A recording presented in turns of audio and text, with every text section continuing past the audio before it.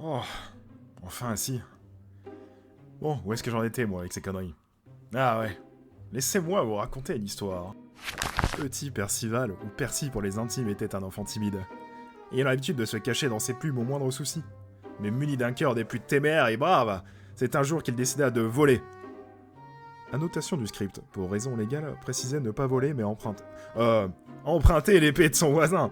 Tellement impressionné par le sentiment de puissance et d'émerveillement qui était en train de le submerger, c'est ici qu'il fit le serment qui façonnera le reste de sa vie. Devenir un chevalier ailé, et principalement le mec le plus cool et stylé du coin. Et c'est ainsi que commença son entraînement.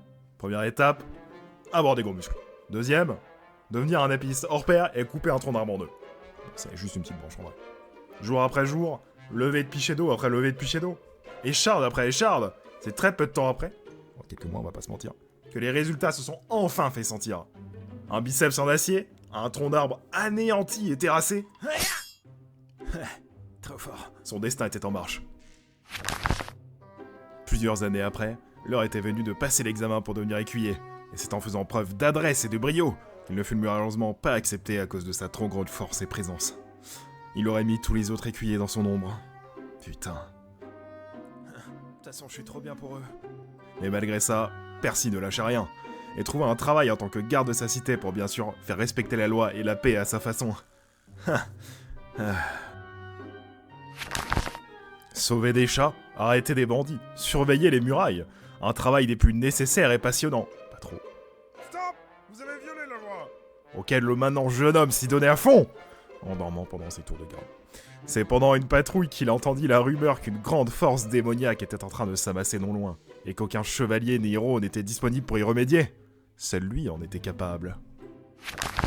En face du roi démon, je suis quasi sûr que c'était lui, Percival, le futur grand chevalier ailé, leva son arme et prononça ces mots. Accompagné de mes lames et de ma main possédée par la justice, je suis ici pour te pourfendre, roi démon. En garde!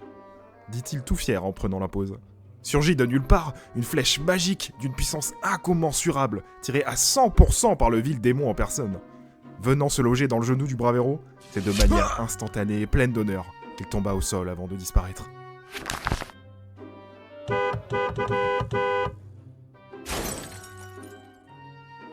Mais espèce de pétasse, tu peux pas regarder où tu roules. Non mais attends. Une douce lumière blanche et des bruits aigus d'une corne de chasse au loin, accompagnés de cris de guerre. Regarde là, putain, Percy se réveilla dans un curieux endroit, rempli de chars d'acier aux couleurs variées, de marques blanches en forme de casse partout. Il y a un grand château juste en face de lui. Ça ne pouvait être signe qu'une chose. Ce château et tout le reste était un cadeau qu'on lui avait fait pendant son coma, après son mythique combat. Salope, tu m'as appelé salope, mais t'as vu ta gueule? Pas mal du tout le château, pas mal du tout. C'est vraiment pas mal.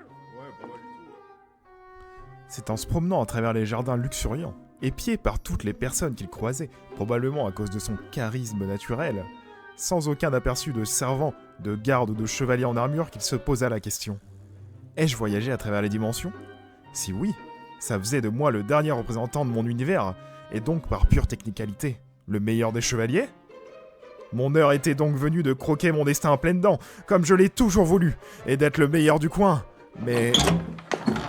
qui lui était destiné lorsqu'il était détenu à Sainte-Hélène. Un pot de chambre en vermeil, n'est-ce pas? Créé en 1815 par un artisan britannique missionné par l'Angleterre. Le pot de chambre maladroitement orné d'une couronne de lanier ne sera jamais remis aux prisonniers.